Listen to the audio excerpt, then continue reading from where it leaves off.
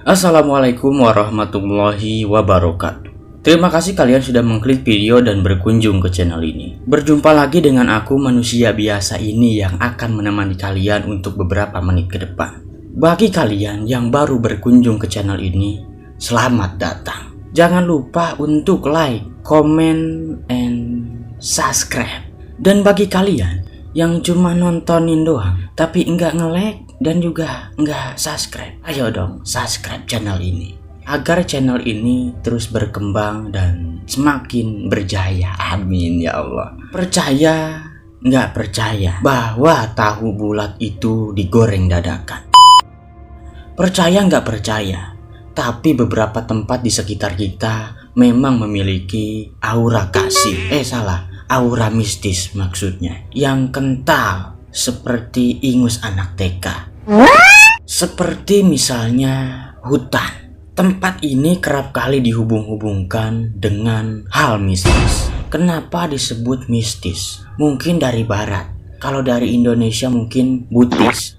Banyak sekali yang mengaku punya pengalaman yang gak enak berhubungan dengan hal gaib di sini. Beberapa tempat lainnya seperti rumah kosong, jalan raya pun sering kali ada yang berhantu. Salah satunya adalah Tol Cipularang. Tol yang menghubungkan Jakarta dengan Bandung ini terkenal akan keangkerannya. Tanpa berlama-lama lagi, langsung saja ke tema cerita.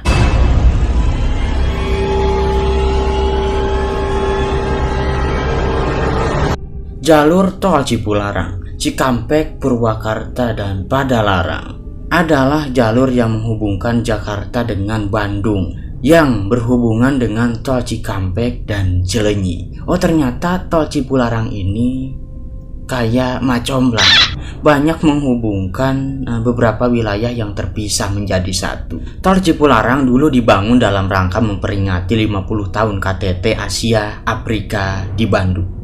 Kalian ada yang tahu apa itu KTT Asia Afrika? Silahkan cari saja di Google, karena aku pun tidak tahu. Memiliki panjang 54 km. Banyak sekali kisah mistis di Cipularang. Salah satu dugaan munculnya karena Cipularang melintasi Gunung Hejo yang dianggap masyarakat sebagai kerajaan mistis.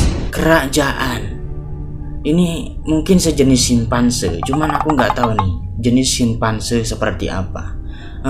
Kayaknya temannya Kera Sakti mungkin ya. Kalau kalian tahu, kalian boleh tulis di kolom komentar.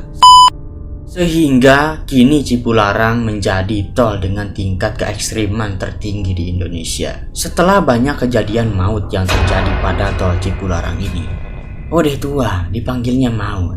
Kalau masih muda mungkin dipanggilnya bau, bukan maut. Setelah banyak kejadian maut yang terjadi pada tol Cipularang ini, penduduk sekitar tol tersebut percaya dengan adanya kisah mistis yang terjadi di sekitar tol Cipularang. Berikut ini kisah mistis yang pernah terjadi di tol Cipularang. Kisah yang pertama. Anak sebuah keluarga tertukar dengan bocah misterius. Oh, ternyata anaknya di-COD-in, dibarter sama bocah misterius. Saat berlibur ke Bandung. Si Saat berlibur ke Bandung nggak ngajak-ngajak gue nih. Parah nih si Saat. Saat berlibur ke Bandung katanya. Saat berlibur ke Bandung, sebuah keluarga dari Jakarta berangkat pada malam Jumat. Sekitar pukul 10 malam. Anak semata wayang mereka kebelet pipis. Jadilah mereka berhenti sejenak agar si bocah dapat menuntaskan hajatnya. Namun keanehan terjadi setelah si bocah pipis. Anak berusia 8 tahun tersebut menjadi murung dan pucat. Kurang makan sayur, jadi kurang darah kayaknya, jadi pucat mukanya. Hati-hati kena TBC. Kesian nih si ade nih. Tolong bapak ibunya bawa dulu ke rumah sakit itu ya. Karena merasakan keanehan, keluarga tersebut nggak tinggal lama di Bandung. Pada hari Minggu, mereka memutuskan untuk kembali ke Jakarta. Saat melintas di lokasi tempat pipis si anak di tol tersebut, si bocah kembali meminta untuk turun. Tak lama kemudian ayah dan ibu bocah tersebut panik. Oh, kalau panik nih bapaknya doang dong, kalau ibunya bunik.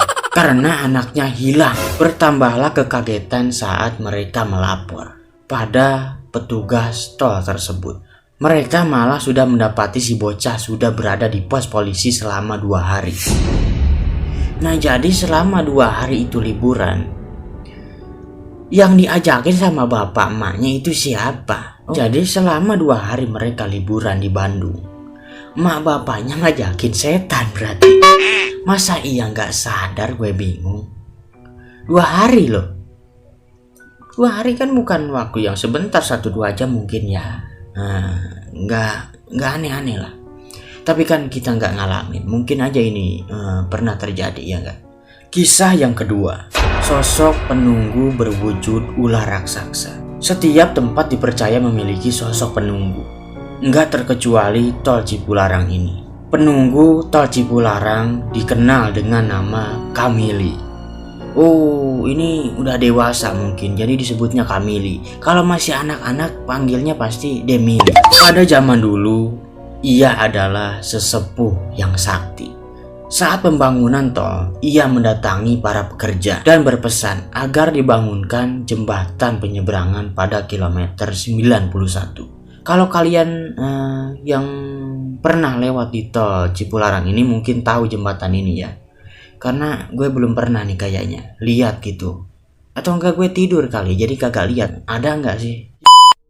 Hingga saat ini arwahnya disebut-sebut masih tinggal di Gunung Hejo. Rumahnya ditandai dengan batu berwarna putih. Jika kalian beruntung, Kamili kerap kali menampakkan diri sebagai sosok ular raksasa. Ukurannya sebesar paha orang dewasa dan memakai kalung emas. Ia sering muncul pada kilometer 88 dan kilometer 100. Kisah yang ketiga, hantu wanita yang suka menumpang. Hantu bokeh ini ternyata, main numpang-numpang aja. Suatu ketika, seorang wanita harus pulang malam menuju Bandung. Ia menyewa travel dan menjadi penumpang tunggal. Kayak organ dong, organ tunggal. Ketika pukul 11 malam di daerah Purwakarta, ia merasakan suasana yang gak enak. Kasihin kucing kalau gak enak. Ditambah lagi sang sopir memperingati agar ia tak menoleh ke belakang. Wanita tersebut tak menggubris peringatan si sopir. Dilanggar nih sama si cewek ini. Dengan penasaran, ia yang duduk di bangku tengah menoleh ke kaca pantul. Ia terkejut saat mendapati seorang wanita duduk di belakang. Wanita berbaju putih itu memiliki wajah yang carut marut gak karuan. Nah, kalau kalian sedang ada di bis di travel sendirian, terus ngeliat ada sosok wanita, hantu lah medi, kira-kira sifat kalian akan gimana? Diam atau joget-joget di sana karena girang gitu? Karena biasanya orang sekarang kalau ketemu hantu pasti divideoin biar pilar. Apa sih? Pirar. Kisah yang keempat, nampakkan kepala melayang di tengah malam. Pakai drone mungkin palanya ya, diikat gitu rambutnya, jadi melayang. Keren nih. Ceritanya beberapa anak muda tengah menuju perjalanan pulang ke Jakarta setelah berlibur dari kota Bandung. Mereka melewati tol Cipularang saat jarum jam menunjukkan sekitar pukul 23. Beberapa dari mereka sudah tertidur lelap karena lelah. Tinggal 2 orang yang duduk di depan saja yang masih terjaga. Ya kalau semuanya tidur ya ketabrak dong. Gimana sih? Jelas dong itu supirnya harus melek. Kecuali berhenti dulu. Ini bahaya nih, makanya nih jangan sampai kalau lagi nyetir seisi mobil tidur semua. Bahaya, jangan, kecelakaan nanti. Saat tengah malam, suasana terasa nggak enak. Kalau nggak enak kasihin ayam soalnya. Ditambah lagi dengan hujan rintik. Harus dicatok hujannya biar lurus. Ini hujannya rintik soalnya. 2 orang tersebut tersentak ketika tiba-tiba melihat 2 buah kepala. Ternyata ada buah kepala ya. Baru tahu sih aku. Ada juga buah kepala. Ini pohonnya kayak gimana ini buah? Kalau kalian tahu kalian boleh tulis di kolom komentar. Buah kepala ini berambut panjang melayang di pinggir jalan. Melayang. Jangan-jangan pakai benang itu.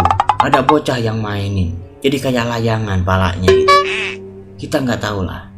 Tapi serem juga sih. kepalanya melayang. Kalau kalian pernah mengalami melihat kepala melayang dimanapun deh, kalian boleh share di kolom komentarku. Kisah yang kelima, penampakan genderuwo super besar. Tol Cipularang terkenal angker karena lokasi dekat dengan Gunung Hejo. Lokasi terdekat dengan Gunung Hejo berada pada kilometer 97 dan kilometer 99. Di kilometer tersebut terkenal sebagai area yang memiliki aura mistis kental.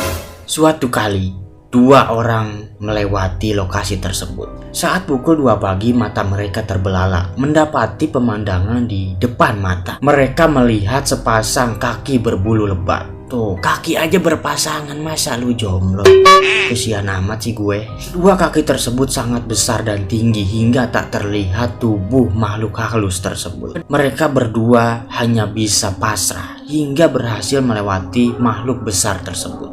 Alhamdulillah kalau begitu. Untung kagak ditelan. Kalau ditelan, waduh bahaya tuh. Kisah yang keenam, ada mobil misterius. Beberapa orang percaya bahwa ada sebuah mobil misterius yang kerap kali menjadi teror para pengendara yang melintas di Cipularang pada malam hari. Terutama setelah Waduk Jatiluhur dari arah Bandung. Ada seorang pria yang menuturkan bahwa dia harus kembali ke Jakarta melewati Cipularang saat malam hari, dan dia mengambil jalur kanan biar sopan mungkin.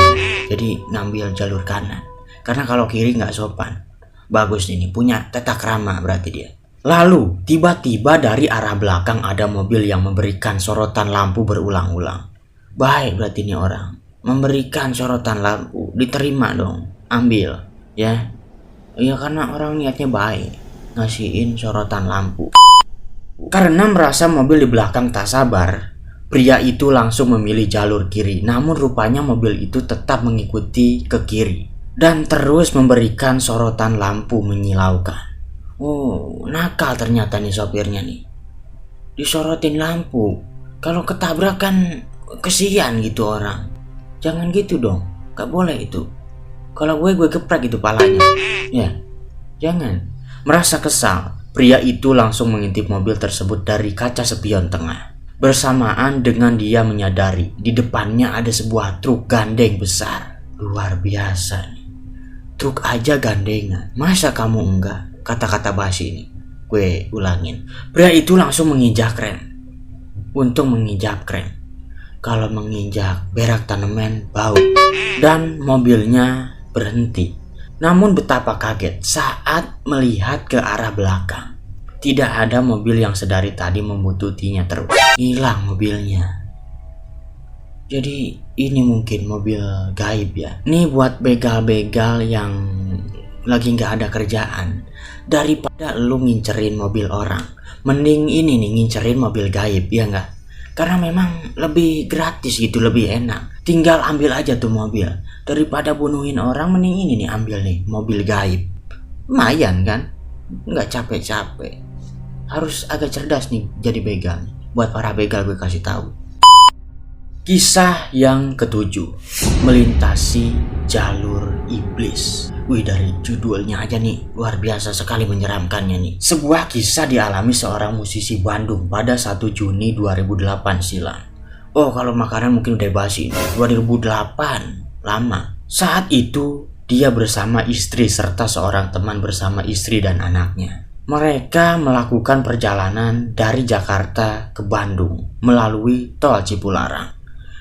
Luar biasa, mereka melakukan perjalanan. Gue yang pakai motor dari Bogor ke Kerawang aja capek. Mereka berjalan. Luar biasa nih. Punya ilmu apa nih? Punya ilmu hitam kayaknya. Melakukan perjalanan dia bilang. Keanehan terjadi saat memasuki kilometer 64. Tiba-tiba cinta datang kepadaku. Apa sih? Tiba-tiba temannya mencium bau darah. Oh, romantis dong. Darah pakai dicium. Wow, keren juga nih. Mending nyiumin istri ya nggak, dapat pahala. Darah dicium, nggak ada kerjaan ya orang. Tiba-tiba temannya mencium bau darah dan istri temannya meneriakkan ada kereta api berjalan di bagian kanan jalan. Oh, ternyata yang bisa jalan bukan orang doang, kereta juga bisa jalan. Ini kata istri si abang-abang, ada kereta berjalan. Kenapa nih jalan? Gak ada angkot mungkin. Ya, yang normalnya di jalur kilometer 64 tidak ada jalur kereta. Sedetik setelah kejadian aneh itu, pria ini menyadari jika dia sudah berada di jalur berlawanan dengan truk besar di depan dan sambil menyembunyikan di depan dan di samping sambil membunyikan klakson kencang. Beruntung bagi pria ini karena dia berhasil menyeimbangkan kecepatan tepat di saat truk Fuso beberapa meter di depannya. Setelah berhasil menguasai diri, menguasai diri. Emang kenapa itu dirinya? Terpisah. Setelah berhasil menguasai diri, pria ini menyadari jika dia sudah berada di kilometer 70, yang berarti hanya dalam beberapa detik dia sudah melompat sejauh 6 kilometer. Oh, dia melompat. Luar biasa.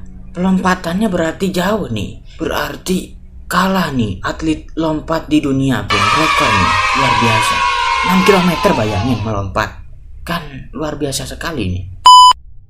Jadi saran aku, sebelum kalian berangkat kemanapun, memohonlah perlindungan agar kalian selalu dilindungi oleh Tuhan Yang Maha Esa. Karena memang tidak mustahil lagi bahwa jalan-jalan itu menyimpan banyak misteri. Karena memang kita hidup di dunia ini tidak sendirian. Ada makhluk lain yang seringkali mengganggu atau merasa terganggu oleh kita. Yang pada dasarnya kita kan gak bisa lihat gitu ya. Kalau bisa lihat mungkin bisa dilaksonin gitu, menghindar. Jadi ceritanya cukup di sini. Jika kalian pernah mengalami hal mistis di tol ini, kalian boleh share di kolom komentarku. Jika kalian suka dengan video ini, jangan lupa like, comment, and subscribe. Sebelumnya, jika ada salah perkataan atau sikap dariku, aku memohon maaf. Sekian video ini, sampai jumpa di video berikutnya.